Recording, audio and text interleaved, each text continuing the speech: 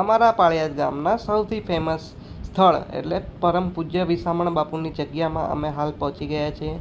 આ બહારનો એન્ટ્રન્સ દરવાજો છે, મંદિરની અંદર જવા માટેનો દરવાજો છે અને બીજી તરફ નવો દરવાજો બનાવ્યો છે જે ભોજનશાળામાં જાય છે. મંદિરની અંદર પ્રવેશતા જ દરવાજાની અંદર પ્રવેશતા બાજુમાં અમરા બાપુની ગાદી સ્થાપિત છે. ગાદી પર અમરા બાપુનો ફોટો સ્થાપિત છે. અહીંયા બાપુ બેસતા હતા અને બધાને આશીર્વાદ આપતા હતા.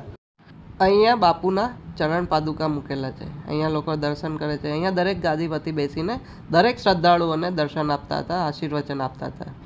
હવે ઉપરની તરફ જઈએ તો મંદિર આવેલા છે, દેવળો આવેલા છે. પહેલું મંદિર રામ લક્ષ્મણ જાનકીનો રામ દરબાર આવેલો છે.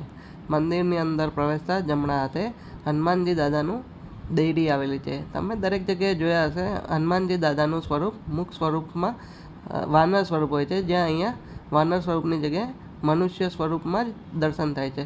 મંદિરના ઘુમ્મટમાં સુંદર મજાના ચિત્ર બનાવેલા છે. રામ ભગવાનના ચરિત્રના દરેક દર્શન અહીંયા ચિત્રમાં તમે કરી શકો છો. મંદિરમાં સરસ મજાના ઘુમ્મટની સાથે સાથે આકર્ષણમાં જોરદાર બાંધકામ નવા બાંધકામમાં બનાવેલા છે. સાથે રામ મંદિર રામ દરબારના દર્શન કરીને નીચે તમે જોઈ શકો છો આરસમાં પથ્થરમાં પણ બહુ સરસ ડિઝાઇન કરી છે. અત્યારે હાલ નવનિર્માણ મંદિર બાજુમાં ડેરી બની રહેલી છે. અહીં મંદિર ઓલમોસ્ટ બનીને રેડી થઈ ગયું છે. બસ હવે પ્રતીક્ષા થઈ રહી છે કે ક્યારે થશે પ્રાણ પ્રતિષ્ઠા અને ક્યારે અમે દર્શન કરવા પહોંચીશું. આ વીણાનાથની જગ્યામાં અમાસનું મહત્ત્વ વધારે છે. શ્રદ્ધાળુઓ અમાસના દિવસે આવીને પરમ કૃપાળુ ભગવાનના આશીર્વાદ લે છે. અમાસના સાથે સાથે અહીંયા જન્માષ્ટમીનું પણ મહત્ત્વ વધારે છે. અમાસના 12 અને જન્માષ્ટમીનો 1 એવા 13 મેળા થાય છે. આ પૂજ્ય મોટા ઉનડ બાપુનું દેવળ છે તથા આ પૂજ્ય દાદા બાપુનું દેવળ છે. લોકો અહીંયા દર્શન કરે છે. આગળ વધીએ તો આ નાના ઉનડ બાપુનું દેવળ છે. એની બાજુમાં પૂજ્ય અમરા બાપુનું દેવળ આવેલું છે. આ જગ્યા સ્થાનમાં ઘણા એવા પરચા થયેલા છે જેનાથી લોકો અહીંયા અપાર વિશ્વાસ ને અપાર શ્રદ્ધા કરે છે. આગળ વધીએ તો મંદિરની સામેની સાઈડ એક હનુમાનજી દાદાનું મંદિર આવેલું છે, જે જમીનની અંદર અડધા હનુમાનજી છે અને મુખ સ્વરૂપ એમનું બહાર આવેલું છે. લોકોના કહ્યા અને માન્યતા પ્રમાણે આ મૂર્તિ સ્વયંભૂ અહીંયા પ્રકટ થઈ છે. આની પાછળ એક ડોમ આવેલો છે જેની અંદર આ રજત તુલા મૂકેલી છે. આ હોલમાં લોકો બેસીને સંતવાણી સત્સંગ ભજન કરે છે.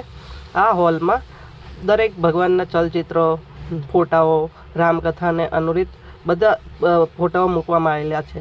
આ પાછળ સામેની સાઈડ દેખાય છે તે પટારા છે, દેશી પટારા. એની અંદર ગાદડા ગોદડા મૂકવામાં આવે છે. પાળિયાદની અંદર જગ્યામાં સૌથી પ્રચલિત પ્રસાદી ચાની છે. અહીંયા લોકો આવીને ચા પીવે છે. આપ સામેની સાઈડ જોઈ રહ્યા છો તે ધર્મનો ધજાગરો એટલે કે ધજા, જ્યાં લોકો દર અમાસે આડા દિવસે દરેક દિવસે ધજા ચડાવતા હોય છે. અહીંયા ધજા ચડાવવાનું ખૂબ મહત્ત્વ હોય છે. ધજા ચડાવતી વખતે સારો એવો કાર્યક્રમ પણ અહીંયા થતો હોય છે. અહીંયા સામે કોઠારી પ્રસાદ, અહીંયાથી લોકો પોતાના ઘર માટે પ્રસાદ લઈ જાય છે. હવે આપણે આગળ વધીએ તો પીપળાના દર્શન કરવા આવી ગયા છે. આ પવિત્ર સ્થાનને અત્યારે રિનોવેશન કરીને ખૂબ જ જોવાલાયક ને સરસ બનાવી દીધું છે. અહીંયા પ્રવેશ કરતાં તમે દર્શન કરવા આવશો તો તમને એકદમ ગામડા જેવી ફિલિંગ આવશે. તમે એમ જ લાગશે કે હું એક ગામમાં પહોંચી ગયો છું, વિલેજમાં પહોંચી ગયો છું. આદર્શ ગામ અને આદર્શ ઘર કેવું હોઈ શકે તે અહીંયા આપણને જોવા મળી જશે.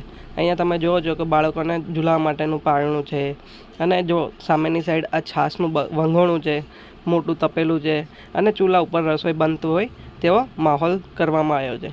અહીંયા નાના બાળકોને જોવામાં મજા આવે છે. ભીત ચિત્રો, ભીત કેવી હોય, આ ગામડાનું કલ્ચર કેવું હોય, એવું દરેક વસ્તુ અહીંયા બતાવવામાં આવ્યું છે. આ પીપળો છે, પીપળાના નીચે શિવલિંગ મૂકેલી છે અને લોકો દર્શન કરે છે. અહીંયા ઘણા ટાઈમથી નવું રિનોવેશન કરી દઈને બહુ આકર્ષક બનાવવામાં આવ્યું છે. આ રામાપીરના ઘોડા છે. હાલ આ જગ્યાના ગાદીપતિ તરીકે પૂજ્ય નિર્મળાબા 1008 મહામંડલેશ્વર છે અને સાથે પૂજ્ય ભૈલુભાઈ આ જગ્યા અને આ સંસ્થાનું સંચાલન કરે છે. ટ્રસ્ટને આગળ વધારવામાં એમનો ઘણો સહકાર અને સહમતિ છે. મંદિરના આ ભાગમાં અવેડો આવેલો છે. પવિત્ર અવેડામાં ગંગા, જમના, સરસ્વતી ત્રણે પાણીનું મિલન અહીંયા થાય છે. પ્રસાદી સ્વરૂપે લોકો અહીંયા માથે ચડાવે છે, ઘરે લઈ જાય છે. લોકોની માન્યતા પ્રમાણે આ સંગમનું પાણી તેટલું જ પવિત્ર પાણી છે જેટલું ગંગામાનું પવિત્ર પાણી છે. આ કૂવો છે, આ કૂવા ની અંદર લોકો સિક્કા નાખીને પોતાની મનોકામના વ્યક્ત કરે છે. આવી રીતના પાણી લઈને એને પીને પ્રસાદી તરીકે જળ ચડાવે છે માથા ઉપર. એવું કહેવામાં આવે છે કે આ જગ્યા અને આ સ્થાનના પવિત્ર સ્થાનના આશીર્વાદ અમારા સમાજ ઉપર, વરિયા સમાજ પ્રજાપતિ ઉપર બહુ જ ફળેલા છે. કહેવામાં આવે છે કે એક વખત સંતે કહ્યું હતું કે જેટલા વર્યા એટલા કડિયા, અને ફરી વખત સંતે કહ્યું હતું કે જેટલા કડિયા વર્યા એટલા બિલ્ડર. ત્યારથી અમારો સમાજ ઘણો આગળ આવી ગયો છે. હવે અમે આવી ગયા છીએ અન્નપૂર્ણા ભંડારમાં. ટુકડો ત્યાં હરી ઢુકડો. જગ્યામાં પ્રસાદનું ખૂબ જ મહત્ત્વ છે. જગ્યામાં દરરોજ બપોર અને રાત્રે અન્ન પ્રસાદ આપવામાં આવે છે. લોકો વીરણાનાથની જય જયકાર સાથે પ્રસાદી લેતા હોય છે. અહીંયા બાજુમાં જ એક નવી યજ્ઞશાળા બનાવવામાં આવેલી છે. આ યજ્ઞશાળામાં અવારનવાર ઘણા કાર્યક્રમો થતા હોય છે. આ જગ્યામાં મુખ્ય આકર્ષણ કેન્દ્ર જો મને ગમ્યું હોય સૌથી વધારે તો અહીંયાનું કાર કલેક્શન છે. અહીંયા જૂનીથી લઈને નવી દરેક જાતની યુઝ કરેલી કાર, બહારની, ફોરેનની, ઇન્ડિયાની દરેક જાતની કારનું કલેક્શન અહીંયા મૂકવામાં આવ્યું છે. આવું કારનું કલેક્શન બહુ ઓછી જગ્યાએ જોવા મળે છે. તો હવે અમે જઈ રહ્યા છીએ દાદાના દર્શને સારંગપુર. જય વીરણાનાથ.